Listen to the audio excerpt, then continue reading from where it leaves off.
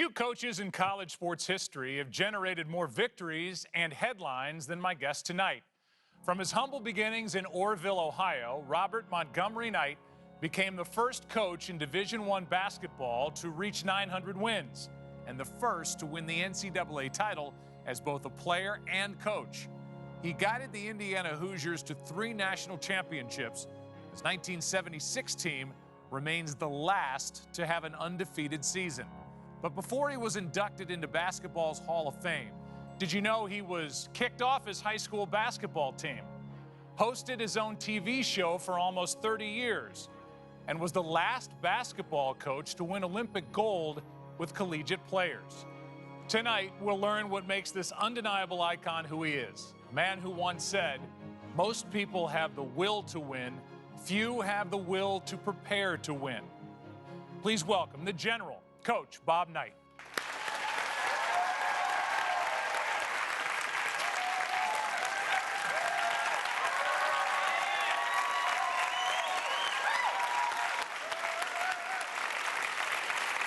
Thank you. Thank you. You are a physically intimidating son of a bitch. Do you know that? Well, I've tried to be. It's worked for you. It has. Yes, it has. There's so many different ways to start an interview like this, but I feel like we need to start at the beginning. Being born in Ohio in 1940, Massillon, Ohio, but really the story. Paul Brown's hometown. Paul Brown's hometown. Paul Brown The is one of NFL my Hall of Fame. all-time favorite coaches. And then to Orrville you went, where life began as an only child, and I feel like you were in a household surrounded by a lot of love. Am I right? Well, I had a grandmother that lived with us that was just smarter than everything.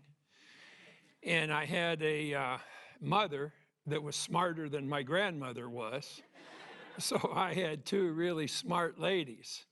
And my dad and I spent 18 years fighting those 2 ladies about every day about something. But it was, I look back on it and I couldn't have had a better opportunity as a kid because of my parents. And I remember my mom was a school teacher. And was your school teacher in second grade? Yep.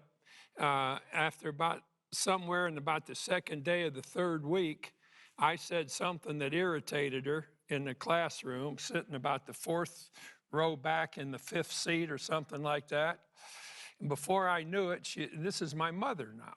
Before I knew it, she had gripped me by the back of my throat, jerked me up in front of the whole classroom, made me bend over and hit me on the ass 4 times with a paddle. Now that's my loving mother right there. Right. But for those of you in today's world, back in the day, I mean, I went to high school in the 80s. We got knocked around back then. Not by your mother, though. No, not by my mom. No, you got me on that. And your dad, Pat, was a guy who just worked tireless hours on the railroad. Worked on the Wheeling and Lake area and the Baltimore and Ohio, and I would go out with him in January and we'd make sure no one had broken into the locks on the freight cars. And I mean, that was cold. And my dad was about 5'11", maybe a little taller than that, maybe about the same, about 190, and very strong and very tough. My dad was very tough. Well, tough in the sense that he was a strong, tough guy, or tough with regard to you? No, he was a strong, tough guy. He'd get out in cold weather and he would do things that weren't necessarily things he had to do, but he was working for the railroad and he did things. I went with him on some trips when I thought we were going to freeze to death. My mom did one thing. It was the only time I ever wanted to talk back to her, but I was afraid to. And I was about 9 years old. And it was the first time that I was going out to play Little League Baseball. And so I was walking out the door, and I heard my mother say, "Now, Bob, you got to remember, somebody has to lose." And I said, "Well, it sure as hell doesn't have to be me, Mom." I didn't say it very loud. I mean, I didn't kind of whispered that, but that was my mother from then until eternity. One thing your mom gave you, she gave you a lot, but what a gift to give you the love of reading that she gave you. That is something that has served you to this day, your love of history, your... Yeah, it didn't start out as a love of reading. I was handed a book. And when I had answered every question that she asked me after having told her that I read that book, then I could go play ball or something. You know, it wasn't easy. So it was carrot and the stick kind of a thing. But yeah, my mom was great with that. And as you said, I've always encouraged. In fact, when I was coaching, I told our players when we went on the road that they all had to take a book. And I said, I don't care what it is that you read, but you read a book. And if I don't like the book, I'll take it away from you and you can get another book. But I wanted them to read, and I wanted them to, because I cherish the fact that I didn't just learn to read because my mom was a school teacher. I learned to read because she demanded that I read. And so being interested in sports, I got to read about Joe DiMaggio or Ted Williams or Babe Ruth or Otto Graham or Lombardi. And I read everything I could about Paul Brown. And so I just felt always that I would appreciate what my mom did relative to my being involved with reading. And the town that we lived in, Orrville, Ohio, for how many of you folks buy Smucker's preserves? You know, most everybody does. And that's where Orrville is. That's really where you learned the small town American values. I mean, that's who you are. I think of Bob Knight. I think of kind of that value system that you carried with you. You know, you carry with you to this day. It all started in Orrville. We had a man there who was a beautician, and he started Little League Baseball. His name was Frank Miser. When I thought about opportunities to do something, I always looked back upon all the time he took to help us play Little League Baseball, to have batting practice or infield practice, and he took all that time for years and years. And I always was happy when we did well because he enjoyed winning too. Your first basketball lesson came in 6th grade. I'm wondering how you got involved in basketball. Seems like a simple question, but there were two guys, one still alive and one passed away not long ago. One's name was Knight, and not related, but Knight. His name was Dave Knight. He was like a second father to me, and he was coaching the junior high school team when I was in the 6th grade. And you don't play until you're in the 7th grade, but he put me on the junior high school team when I was a 6th grader. Why? Because you were that interested or because you were that good? No, I was getting to the point where I could play a little bit, and I was taller than most kids were at that age, and he knew that I really liked the game. He had a bucket up on his garage, and I spent all the time in his driveway shooting. I read where when you were 16 years old in class, they told you to write an autobiography. And part of that autobiography was that you wanted to coach. That seems like an odd piece for somebody who's 16, right? I mean, wouldn't you think, play, I want to do, and then obviously playing, is we're going to get into that, was a big part of it. In that era, you know, I was a good athlete, a good player in all three of those sports, and as so far as high school sports went. I really enjoyed all of that, but I also think that I was smart enough to figure out that there are a lot of guys that play these sports better than I do. So I coached the 5th or 6th grade basketball team in Orrville on Saturday morning. So that was the first coaching that I ever did, and I kind of got a kick out of it. I liked it, and as we went along, you know, I hoped that I could become, I'd love to have played in the NBA or played in the American League or something, but I got to a point where, you know, I say to myself, well, I really, really like sports. So what is there for me to be a part of the sports world? And it had to be coaching. You go to Ohio State, and you're part of a freshman class that is all-world. You know, I played as a backup player and played quite a bit here and there, but I'm playing with Lucas and Havlicek and guys that are going to really be NBA players. Everybody was, at least around Columbus, was excited for your sophomore season with that team. Those Havlicek, Lucas, you guys that now couldn't play as freshmen could play, and you end up in the national championship. Let's take a look. At the Cow Palace in San Francisco, the NCAA Basketball Championship Final. In the dark suits, Ohio State scores on the favored defending title holders, the Golden Bears of California. The Buckeyes are probably the greatest team ever to come out of the Big Ten. A hook shot by 6'8" Jerry Lucas. A long hook by Joe Roberts. Enough for a 75-55 runaway victory. His team hoists Big Lucas up to the basket to cut away the net. Cherished souvenir for the jubilant Buckeyes.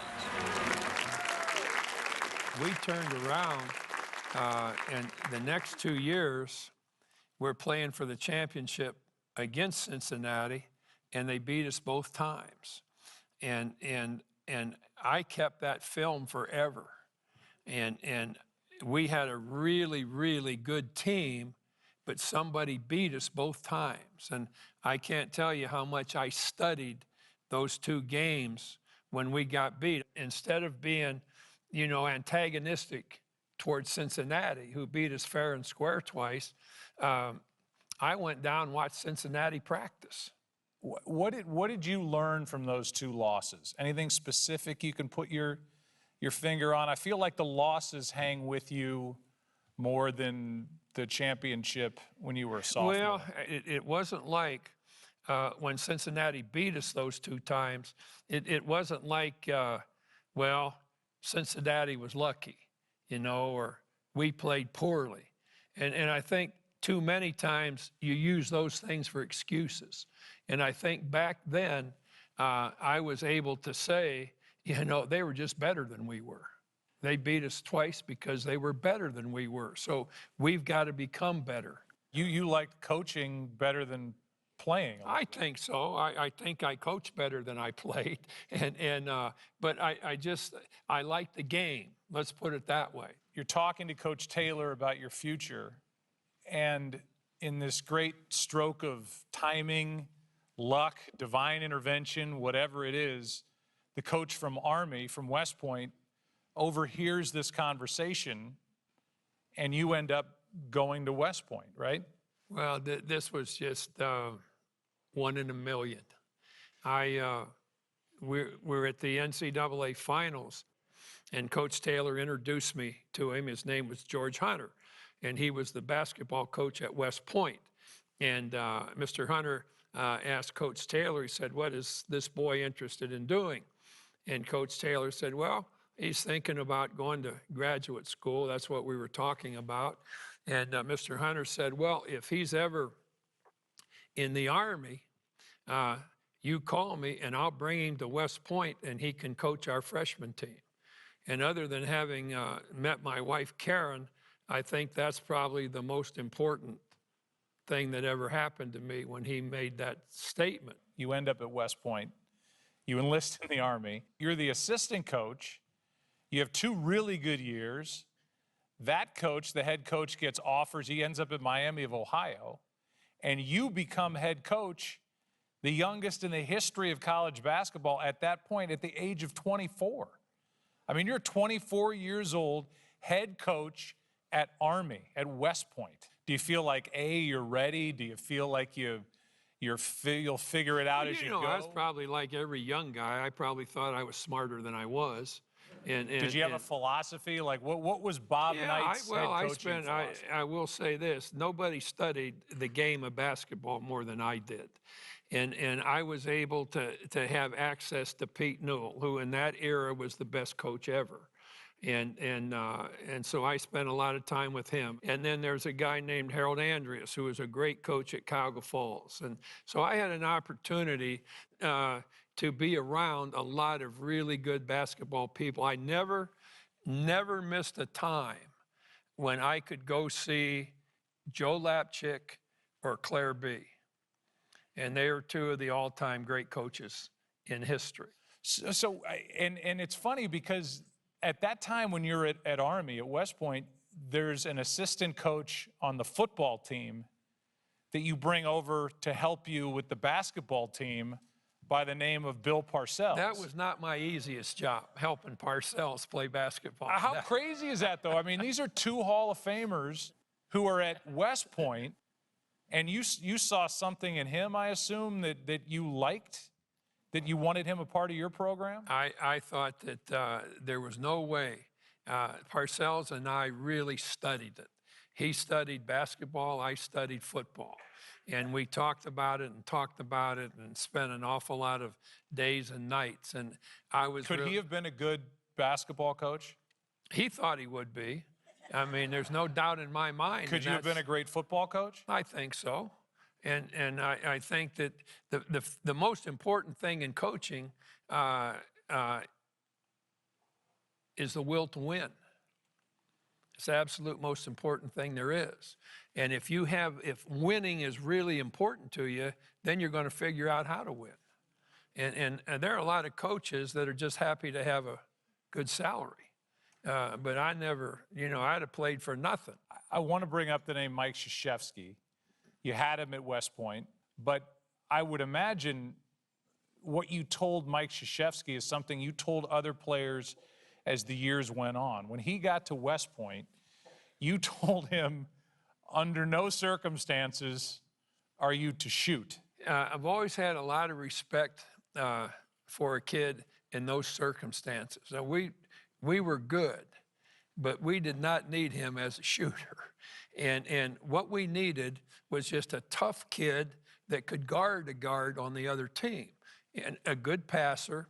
And this team was good all the time that he played. We were good, and we beat an awful lot of people, but it was because of how good and how tough these kids were. I mean, is that hard to tell somebody? Hey, no, it wasn't, because I wanted to win. Hey, I wasn't patting anybody on the back. I wanted to win. There's a side to you. Bob Knight is known as this tough, hard-nosed head coach. But there is a side to you. I know enough people in your life, friends of yours, who have told me there's a side to Bob that not everybody gets to see. Mike Krzyzewski got to see that side of you when he lost his father in 1969. You guys were on a great run at the end of a season.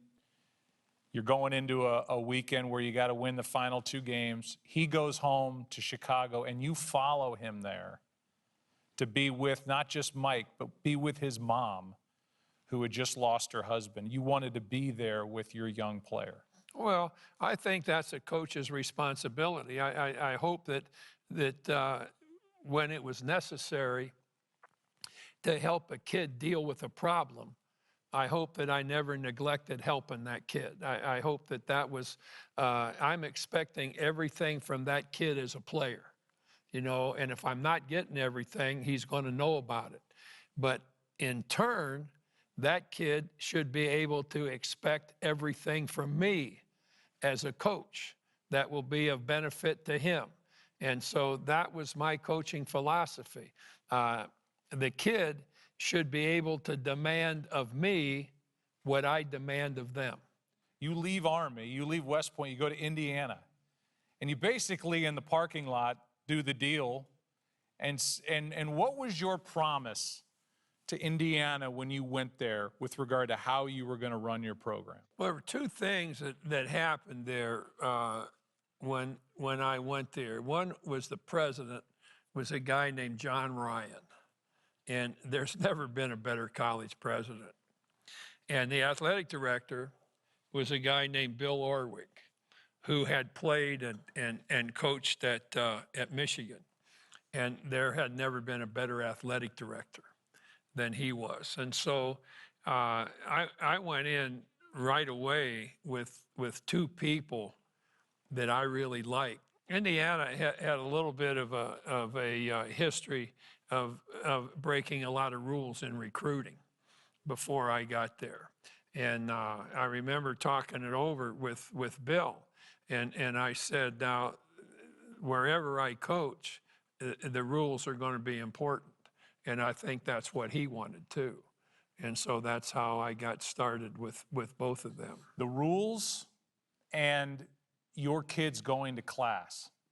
I went to Indiana University, so I guess I should have started with that in the interview. But I know that in big lecture halls, the only attendance that was taken in classes that I was in were your players.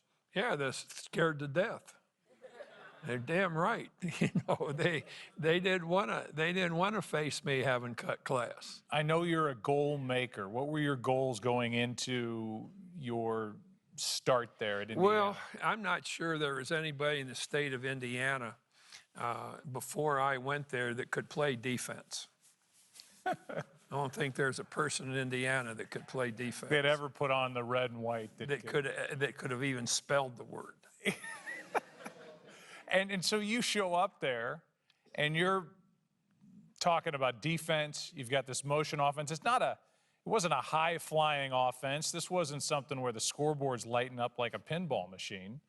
But in year 2, in March of '73, you end up in the Final Four. I mean, year 2, you've got this Big Ten school, and you're still a young guy in the Final Four, and you face the great UCLA Bruins and John Wooden. Well, I've never been a Wooden fan. You know, Now that's like almost heresy. and not to me it isn't. You know, Wooden had a guy named Sam Gilbert. Are you familiar with that name? Yes, I'm but glad you are. I am. And He kind of did the dirty work. not kinda. Okay. Sam Gilbert was the #1 recruiter for UCLA. I have a lot of respect for Wooden as a coach, how he coached. He was a good coach. But from then on, I don't mind saying it, I don't respect Wooden because he allowed Sam Gilbert to do whatever it took to recruit kids. And one time he told me, he said, I just didn't know how to deal with Sam Gilbert. And I'm saying to myself, well, I damn sure should have dealt with him. And personally, I like John, you know, as a person. But the whole UCLA, it isn't just John, it's a whole UCLA approach to recruiting. I think that John was called in and told he didn't have to worry about recruiting, that they had people that would take care of that for him. And that's coming from people that really know the circumstances. So for you to get to that position in year 2 in the Final Four is a tremendous accomplishment considering where Indiana was before you showed up. I mean, that's got to be, of all the things that you've accomplished in your career, I mean, getting that program propped up in such a short amount of time is incredible. I'll tell you, it could not have even come close to being done without the players that I inherited. And it may have taken a little while, a year or so, to get them to play the way I wanted to, but you had Joby Wright and Steve Downing, and I could go on and on with those kids that I inherited. And I was always really fond of those kids because they had to accept a different way of playing. It wasn't winning 98 to 96. It wasn't run and gun. It was, hey, let's stop people from scoring. Was it a tough sell to the fans at first? No, I mean, they're used to 150 to 149 or something. I mean, yeah, and now sure. you're talking about defense. It was a tough thing. I mean, but you know, winning supplants a lot of things that are good. And I think in this situation, it was like, well, we're winning. In 1975, you guys are undefeated, going into the tournament. You're ranked #1. You get to the Elite 8, and Kentucky takes you down. Yes. What did that loss do to you, to the team? Well, you know, we were the best team in the country basically throughout the course of the year, and we happened to get beat. And when we lost a game, now there were some games that I didn't hesitate to tell our team, we got beat by a better team tonight. That's why, am I right in saying there are some times that you would lose and you'd be okay with the effort and the execution, as opposed to sometimes you might win and not execute, not give the effort that you were looking for, and be more upset than you were losing a game. You know, you're absolutely right. I never took a sloppy win for granted. You know, I was as irritated by a sloppy win as I was for a loss. I didn't think there was much difference, except on the scores table. You know, you've won one more game, but my whole point was, as a coach with any team that I ever coached, was here's what I believe you can do. I don't care what you think you can do or what your parents think you can do. Here is what I think you can do, and if you'll do this, we're going to win. And that's been pretty much the way that it's gone throughout my career in coaching. What does a national championship mean to you? I mean, you'd been there as a player. You had seen it at Ohio State. You'd also been there and lost it at Ohio State. You had this great team in '75 leading into '76. It's got to be so close you can just feel it. College basketball is one of the great things. Hopefully, and I'm not sure this is the case, but hopefully you're mostly dealing with students or kids who want to graduate. You know, that's what I wanted. I mean, you think of them first as students more than your players. They're students. Whether it was your mom's influences, your second grade teacher, you thought of yourself, and I'm sure you still do to some degree, as a teacher, right? Well, let's put it this way. I thought that I had two things that I was responsible for as a coach. Number one, and most important, was that the kids that played would get a degree. The kids that played would have an opportunity to get into the world. And that was, I think, more important than winning games. And that was awfully important. But I thought that my responsibility above all else was to see that in the process of playing, they had an opportunity to play and win games, but also they conducted themselves academically in a way that they'd be able to go out and work. So in 1976, you have this special season, you have this unbelievable team, you're undefeated, and you end up in the national championship game. You're down by 6 at the half to Michigan. What did you say to that group at halftime? You don't want to hear what I said. Oh, yeah, I do. No, you don't. Yeah. My mother would My mother would be embarrassed.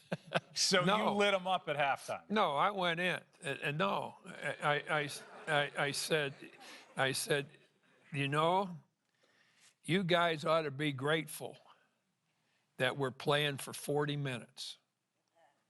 And I said, because we've got 20 minutes left to win this game. I said, how many of you think we've played well? You know, just like this, nobody wants to, because they knew we didn't play very well. And Michigan played well in the first half. And I said, if you'll listen, we're going to win this game. And I said, if you don't, we're going to get our ass beat. It's that simple. You've got two choices here. So I remember that I didn't scream and raise hell and chew guys out. Now, I've done that on occasion. I've been that route, probably maybe a few times too often. But I went in and I was explained very quietly what we had to do. Indiana opens a half, 6 points down. Over to Ken Benson underneath. He got a lucky rebound on that. Hubbard's shot no good. Scott May up there for the rebound. Oh, God, Ken Benson, Scott May inside. And we've got a tie game. And now Indiana's taking control. There's May to Benson. He's got it. 10-point lead into Abernathy. Hits the basket. It's interesting. Michigan has not had one fast break field goal the second half. Down to Wayne Raspberry. 1 second. What son of a bitch should have called a foul right there. The basket is good. And Indiana, with a tremendous second half, is the national champion. 86-68, I think it said at the end. 16 points. How'd that feel? How did that feel to win it all? Well, it wasn't that we won it all. And I told them after the game, I said, you know, you should be really proud. And I am proud to have coached you, but you should be very proud yourselves And what you should take the most pride is that you overcame less than good play in the first half. And you gave everything you had, not just to squeeze by a team, but to use your abilities to the full extent that you had in beating Michigan here today. And that's been the way it was. This hasn't happened since. Nope. It has not happened since an undefeated season. Nope. And so then you go through a stretch where you have to try to rebuild all of this, right? I mean, that's the nature of college basketball. You have this group that comes along, and then eventually they're gone, and you have to kind of start back over and rebuild this, you know, the core of your team. In '79, you hear about a kid named Isaiah Thomas. I had a tremendous respect from this kid that came out of a tough background, and He wanted the discipline that you were going to provide. his sister was key. His sister, Ruby, was as good a gal as there ever was, and nobody ever had a better sister than Ruby. And that led him to come to Bloomington. Tell me about coaching against Dean Smith in the NCAA tournament. Probably everybody just about in here, maybe some of you aren't, but most everybody in here was alive when Reagan was shot. And this was right during the Final Four. It was right before the championship game, 2 days before, I think. And Was there a question as to whether you would play? not Dean and I, you know, it was a hierarchy, but we went to them and we said that it would be wrong for us not to play. I said, Reagan wouldn't like that. I said, Reagan plays to win. And he would not like us not to play. He would expect that we would both want our kids to go out there and play like hell. From the Spectrum in Philadelphia, it's Indiana's Hoosiers against the Tar Heels of North Carolina. For those of you who may not have heard, there was an assassination attempt, an attempt on the life of President Reagan today in Washington.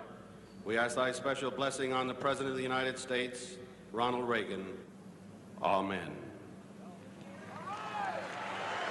On Indiana, despite the fact they've not been scoring, Isaiah Thomas has his first hoop. Thomas again. Can't stop him. Carolina having a devil of a time getting the ball in. Blocked by Tolbert. The little things are all adding up and going to Indiana. Inside to Turner. Nice touch. 63 to 50. Isaiah Thomas, when it comes down, Indiana will be champions. Bobby Knight joined only 6 other coaches to win this championship more than once. That game was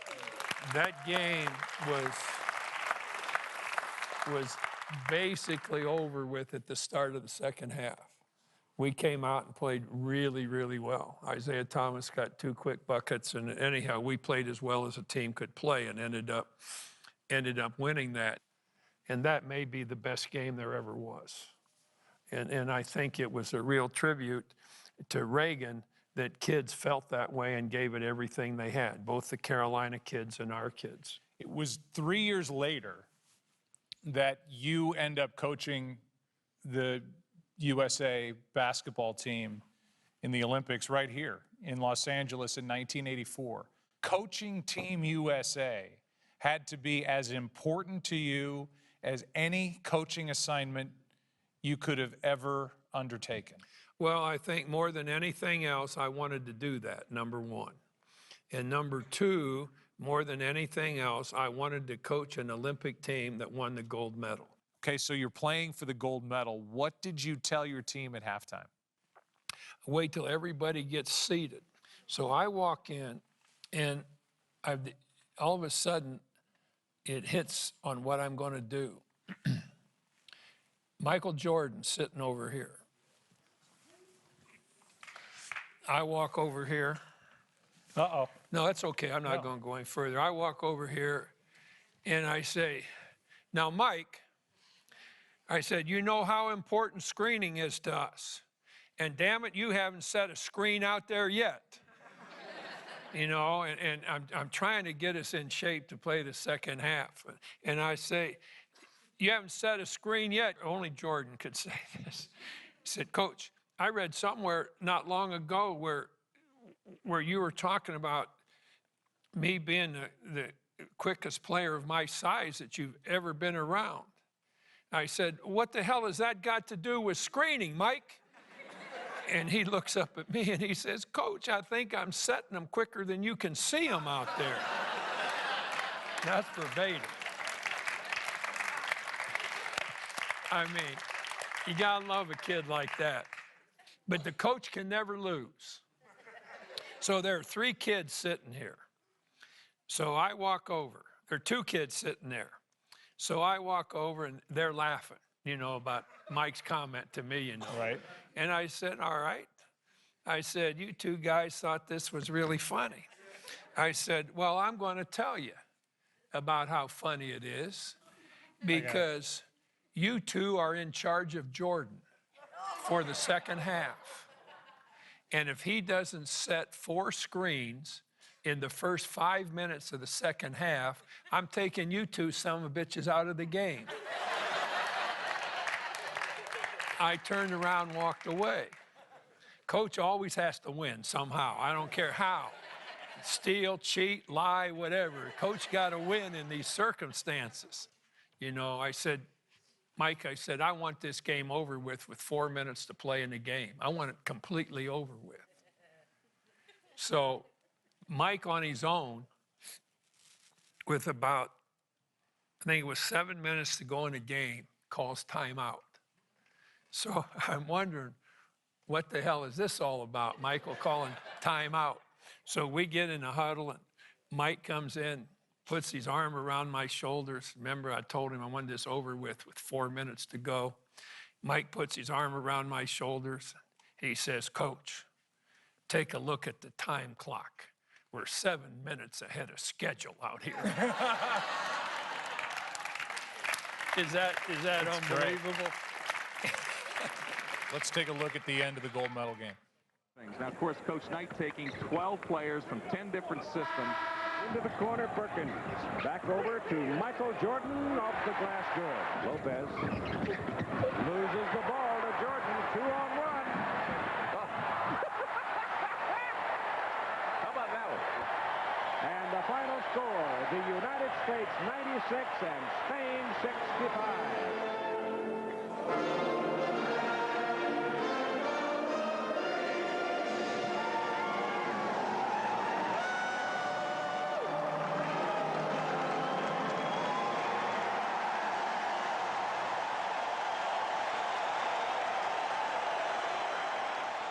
You know, the neatest thing, and I hope you all enjoy this, but the neatest thing with what Joe just turned on up here, the neatest thing was the smile on the faces of those kids. That was really something.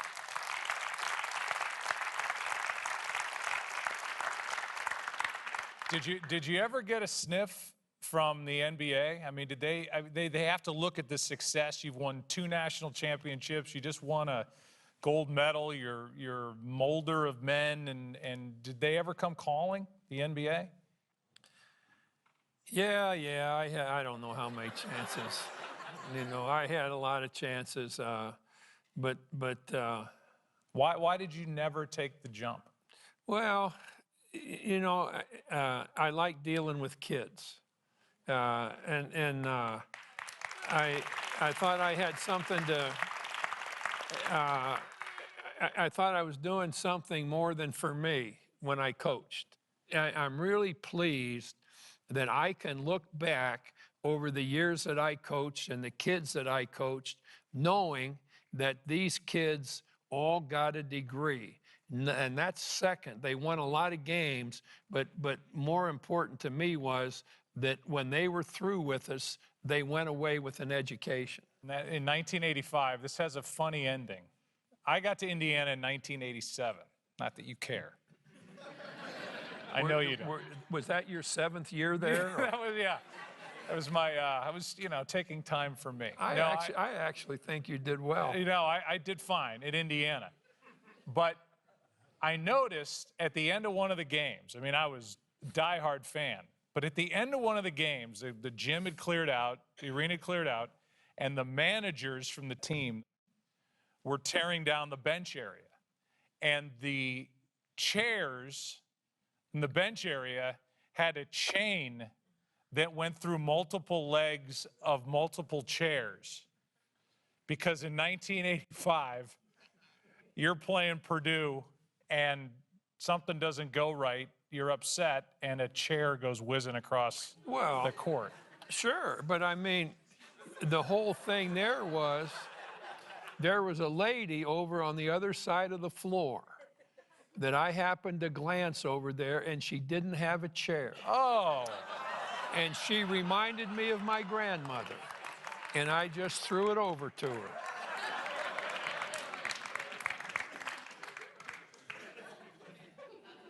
Okay, all right. I'll let that go. That can be the answer. You threw a chair to a lady. Okay. All right.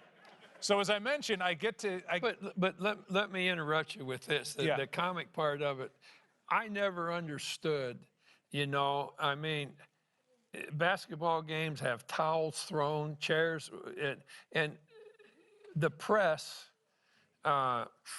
you have an idea as to the feelings about my intellectual relationship with most of the press when I was coaching.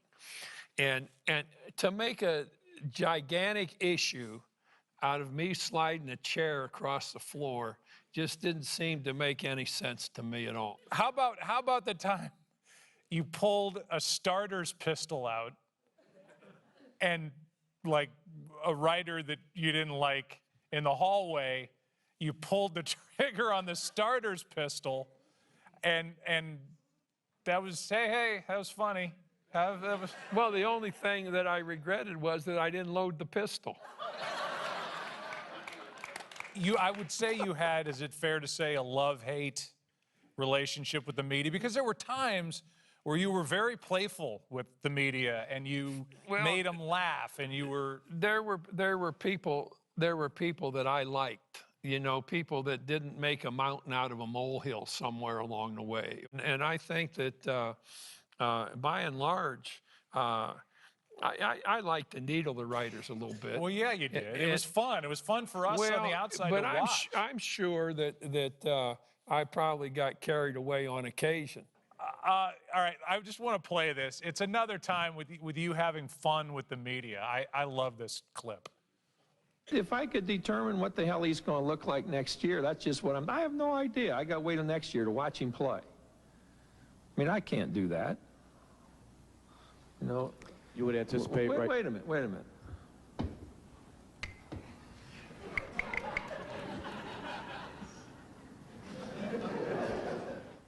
I see Bailey being better.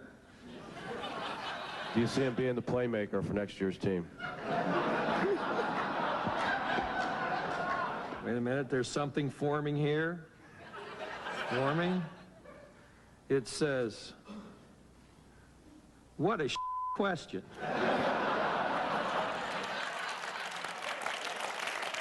I mean, in a room full of people, they just broke up at that line. That was funny. You gotta like that one. Were you proud of that one? I thought it was pretty good. Yeah. But there's another year in here that needs to be talked about, and that's March of '87. This great Indiana team, Steve Alford, Keith Smart, guys that you had. You're going for your third national championship, and you're playing a really good Syracuse team that was loaded at the time. You were number one, they were number two. You're in the finals. Hey, let's watch the last 28 seconds.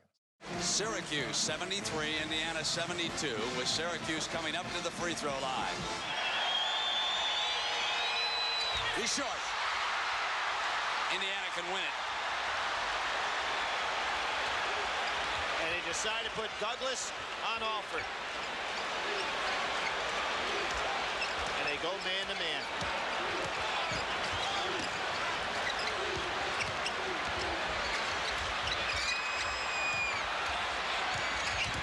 Smart takes the shot, and the Hoosiers with 3 seconds. And here it goes. the championship. Keith Smart is the hero. There's Bobby Knight moving on into history. I didn't have anything to do with that. You know, you did have. Don't say you didn't have anything to do with that. Listen. You writers always over talk. I'm not a writer. Sometimes. I mean, but anyhow, think about those two kids that kept alternating, come inside, and kept moving, and they kept. Everybody had to look at them, and then all of a sudden there was that opening, and I say to those two kids, Keith gets all the credit in the world for making the bucket that wins the game. But those two kids made it possible by working to be alive. But you'll notice that time's running out, and one of the two kids did receive a pass. But before going up with the shot, he recognized how open Keith was. And for those two kids to do that, that to me remains in my mind for 40 years that I coached. It was the smartest play I ever saw. You could have called timeout, but you didn't. This team was so prepared and so ready that you let them play on. You knew that they were in a position because of the makeup of that team. A guy like Steve Alford doing what he does. But we weren't, with that much time to go, we were in no way in charge of the game. And I've never been associated with any particular play or any sport that I thought more of being an example for playing under pressure than those three kids. Here, national champions. Maybe this is a good time to bring up this quote that's on the wall that says, attributed to you, most people have the will to win, but very few have the will to prepare to win. Is that what's on the wall? That's what's on the wall. You got it right. You get an A. You get an A+. Tell me. I mean, I think it's pretty obvious, but that's obviously right front of mind for you. Well, if you want to do something, I don't care what it is, you better figure out how to win. You know, whatever it is. You know, you've got to,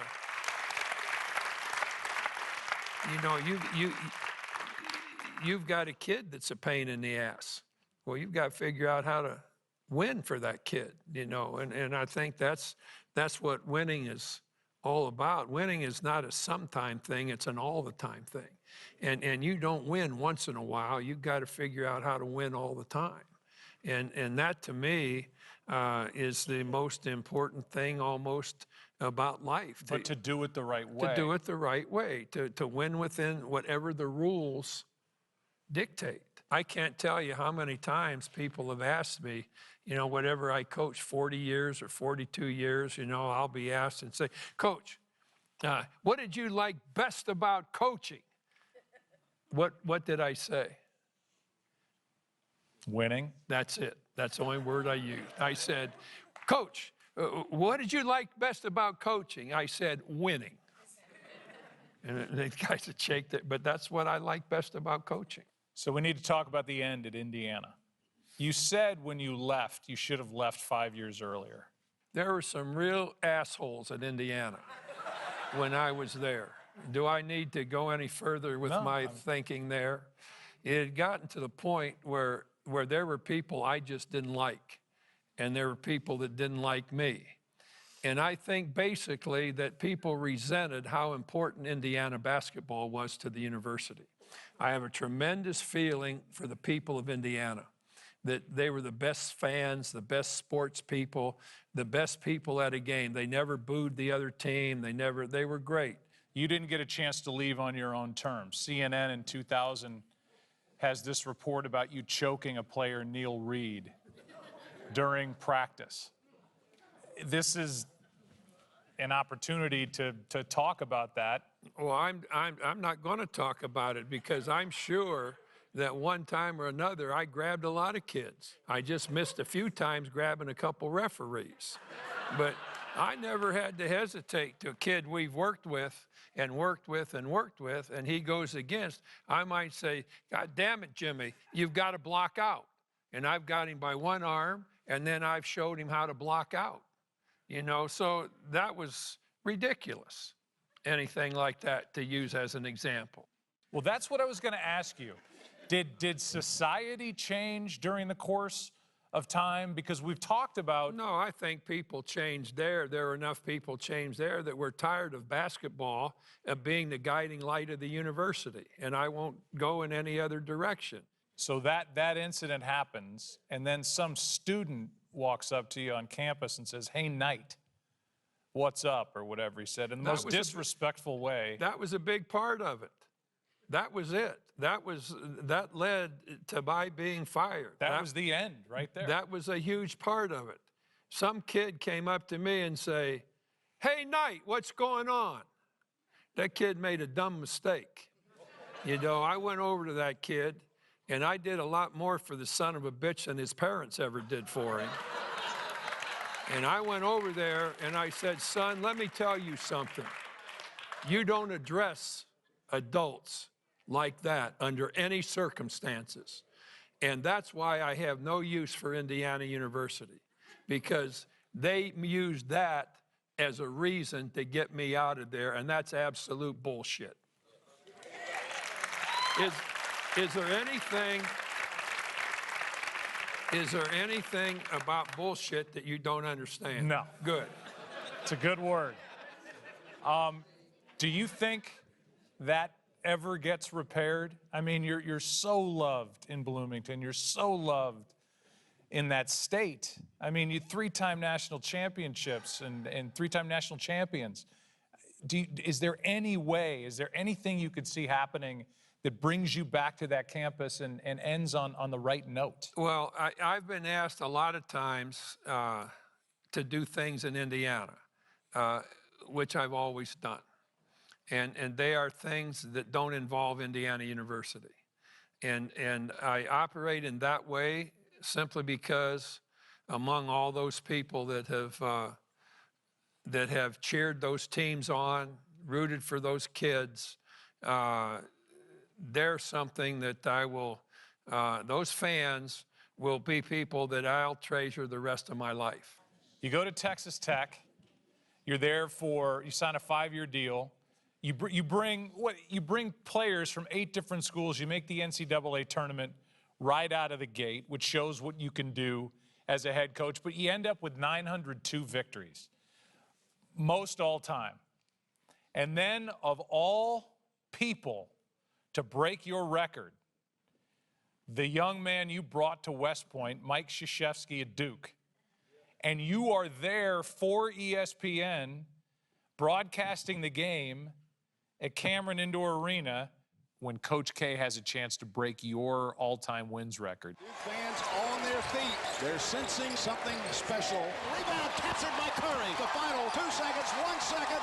9:03 is in the books. History is made. Mike Krzyzewski now stands alone at the top of the mountain. I just told him, I said, "Coach, I'm not sure people tell you this, but I love you." He says, "Boy, you've done pretty good for a kid who couldn't shoot." Here's how that happened with me. Roger Bannister was the first guy to run the 4-minute mile. And today, years and years later, he's still the first guy to run a 4-minute mile. And a lot of guys won after Roger Bannister. And a lot of guys will win after the basketball record that our team set. But they will always be, and I'll always be, the first coach to win that many games. I mean, how many games I could have won if I'd have wanted to go on, who knows? Before we wrap this up, I want to ask you what's next. What's next for you? What are you doing? Well, I think it'd be nice if I kind of went around and helped you as you go along. Work on your vocabulary a little bit and work on. I mean, no, I don't pay as much attention to basketball probably as I should have. You know, I'm afraid that if I start watching a lot of basketball, you know, I start saying, well, they shouldn't be doing that, or they shouldn't be doing this, or, And I never wanted to, once I had quit coaching, I just made up my mind then that I don't ever want to start in again. Karen and I have spent a lot of time in Montana. We go fishing a lot. And so life's been good to both of us. Here's how we end this thing. I'm going to pick this kind of, just indulge me on this, please. Would you rather have nosy neighbors or noisy neighbors? Well, given a choice, I'd be happy to have none. Fair enough. Would you rather be caught singing in the shower or crying at the movies? Well, if the water was hot, I'd rather be taking a shower. Okay. Are you a singer in the shower? With this voice? Yes. About the only thing I sing is, "Hey, Karen, where the hell is the soap?" Okay. That's about my music in the shower. Would you rather have a rewind button or a pause button on your life? I would hope that each and every one of us does have a rewind button. And by that I mean something that we didn't do, that we could have done or should have done to make life better for somebody else. I'd be glad to rewind if I could do that. Ladies and gentlemen, this guy who grew up in Orrville, Ohio, who was a baseball player at heart, but then took the basketball, played at Ohio State, went on to West Point, went on to Indiana, went on to Texas Tech, coached an Olympic team to a gold medal in 1984. Simply one of the greatest to ever coach in the history of the game of basketball, Bobby Knight.